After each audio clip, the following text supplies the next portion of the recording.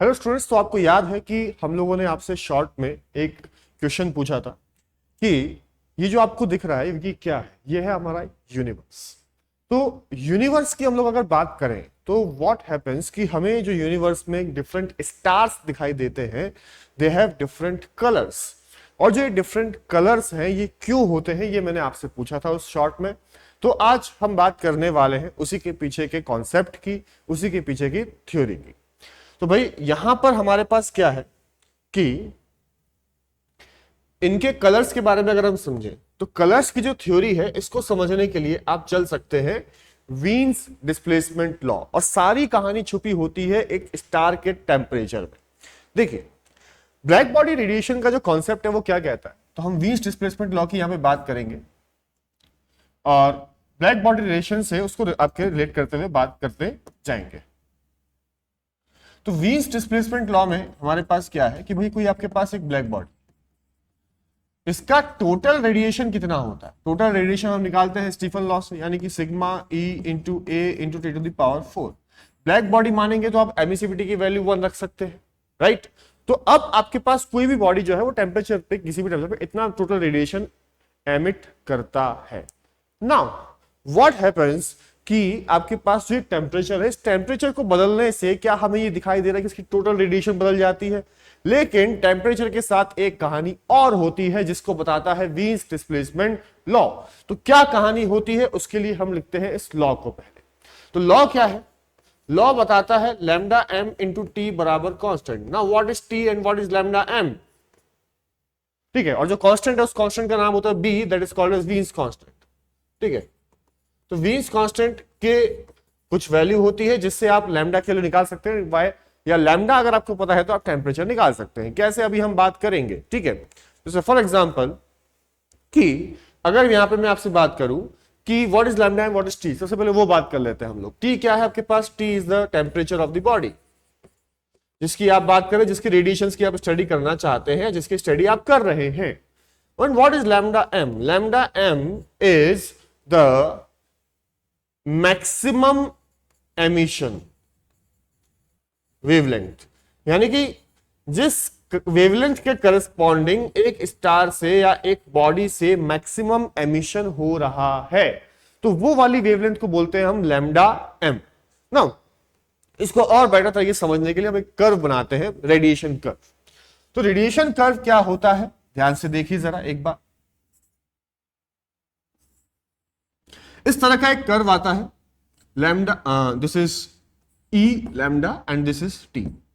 ई lambda क्या है? किसी भी लैम्डा के करस्पॉन्डिंग कितनी एनर्जी यहां पर एमिट हो रही है वो वाई एक्सिस पे दिखेगा। तो आपको इस ग्राफ में दिखाई दे रहा होगा कि एक पीक नजर आ रही है। तो जो ये पीक नजर आ रही है ये क्या बता रही है, इस बात को आप ध्यान से देखें। ये पीक बता रही है कि हमारे पास, sorry this is lambda, this is lambda. तो ये पीक मुझे क्या बता रही है कि इस लैम्डा पे सबसे ज्यादा रेडिएशन है, यानी कि इस लैम्डा की एनर्जी एमिटेड सबसे ज्यादा है। ऐसा नहीं है कि बाकी लैम्डा एमिट नहीं हो रही, लेकिन डोमिनेट कौन कर रहा है? डोमिनेट कर रहा है यहां पर ये वाला वेवलेंथ, राइट। तो जैसे हमारे पास यहां पे क्या है कि ये लैम्डा है, ये लैम्डा 1 है, ये लैम्डा 2 है। तो जैसे जैसे लैम्डा बढ़ता जा रहा है, क्या वैसे वैसे उसके करस्पॉन्डिंग एमिशन घटता जा रहा है? जैसे जैसे लैम्डा इधर की तरफ घट रहा है उधर की तरफ एमिशन घट रहा है। तो बीच में एक पीक बैठी हुई है, यानी कि इस लैम्डा, लेट्स से इस लैम्डा इज 500, तो यानी कि आपके पास जो बॉडी है ये 500 नैनोमीटर की अगर हम बात करते हैं तो उस वेवलेंथ का सबसे ज्यादा एमिशन दे रहा है। अब 500 नैनोमीटर जो है वो विजिबल में आता है, तो विजिबल में अगर वो वेवलेंथ आती है तो स्टार आपको दिखाई देगा। लेकिन अगर मान लो कि आपके पास लेट्स से वो आपके पास 1000 नैनोमीटर है, तो 1000 नैनोमीटर कहां चला जाता है? इंफ्रारेड में चला जाता है। तो इंफ्रारेड में चले जाने के बाद अगर वो है तो यानी कि आप कह सकते हो कि बॉडी जो है वो मैक्सिमम रेडिएशन जो है वो इंफ्रारेड की दे रही है, तो वो हमें दिखाई नहीं देगी। क्योंकि दिखने के लिए हमें क्या चाहिए? दिखने के लिए चाहिए विजिबल। अब दिखने में भी अगर अलग अलग कलर दिखाई दे रहे हैं तो यानी कि क्या हर स्टार हमारे पास अलग वेवलेंथ को मैक्सिमाइज करके भेज रहा है। जैसे फॉर एग्जांपल अगर मैं इस पिक की बात करूं तो what is happening in this pic, कि अगर मैं यहां पे बीच में पॉइंट आउट करता हूं तो यहां पे मुझे ब्लू कलर दिखाई दे रहा है मैक्सिमम इस जगह पे, राइट। तो ब्लू कलर अगर मुझे मैक्सिमम दिखाई दे रहा है तो क्या मैं ये कह सकता हूं कि इस स्टार से जो लाइट आ रही है, जो हमारे पास एनर्जी आ रही है, जो इलेक्ट्रोमैग्नेटिक रेडिएशंस आ रही हैं, उन सब में सबसे ज्यादा डोमिनेट कौन सा कलर कर रहा है? ब्लू, जिसने बाकी सबको कवर अप कर दिया, दबा दिया, राइट। यहां पे अगर बात करता हूं जैसे फॉर एग्जांपल, तो ये ग्रीनिश थोड़ा सा दिखाई दे रहा है, तो ग्रीनिश दिखाई देने का मतलब क्या हो गया कि इस ग्रीन कलर ने बाकी सबको कवर कर दिया है ना। यहां हम बात करते हैं ऑरेंज और येलो टाइप का कुछ दिखाई दे रहा है, तो ऑरेंज और येलो की वेवलेंथ यहां पे डोमिनेट कर रही है और बाकी सबकी वेवलेंथ इससे कम डोमिनेट नहीं कर रही है। अब इसमें हमारे पास कैसे हम पता लगाते हैं, एक और चीज वो आपको समझनी चाहिए कि इस कॉन्सेप्ट को यूज करते हुए हम पता लगाते हैं स्टार्स का टेम्परेचर।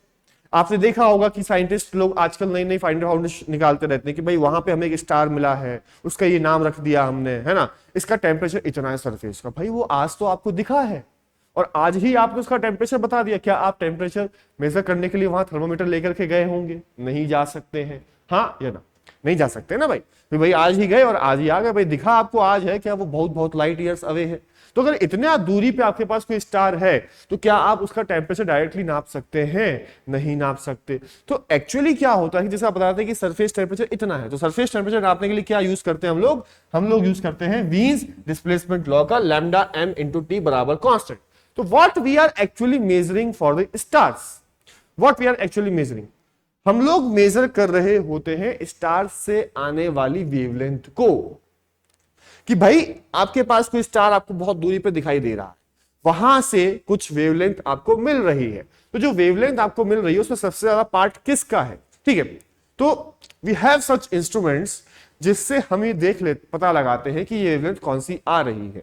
अब वेवलेंथ जो आपके पास आ रही है उसको कहां पे रख दीजिए आप, चुपचाप उठा करके आप रख दीजिए वीन्स डिस्प्लेसमेंट लॉ में, और वीन्स डिस्प्लेसमेंट लॉ के इक्वेशन में आप रखेंगे तो आपको ये टेम्परेचर मिल जाएगा। तो यानी कि स्टार की सरफेस का टेम्परेचर आपको पता लग गया सिर्फ देख करके, आपको वहां जाने की जरूरत नहीं है।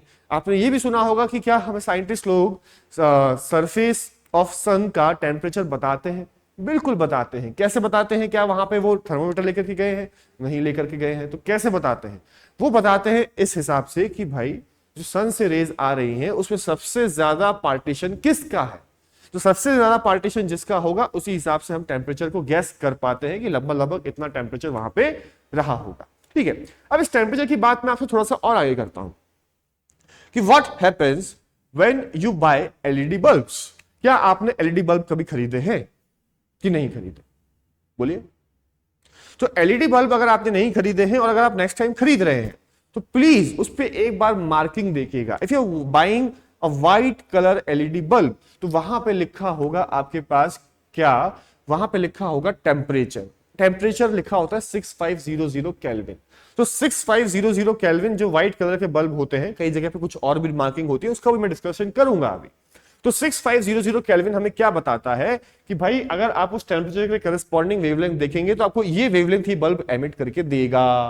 तो वहां से निकल के आता है व्हाइट का वेवलेंथ, मतलब व्हाइट मतलब कॉम्बिनेशन ऑफ ऑल दोस, तो यानी कि कॉम्बिनेशन करेंगे तो व्हाइट के हिसाब से वो टेम्परेचर निकल के आता है 6500 केल्विन।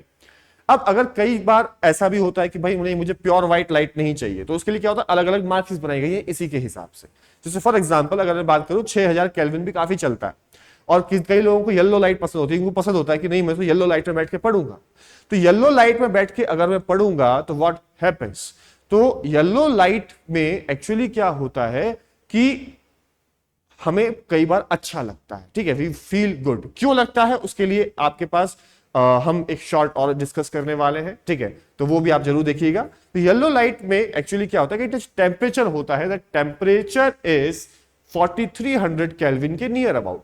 तो अगर आप यहां पे 4300 केल्विन रखते हैं तो आपको एक अलग वेवलेंथ मिलेगा, और वो वेवलेंथ निकल के आता है किसका? येलो लाइट का।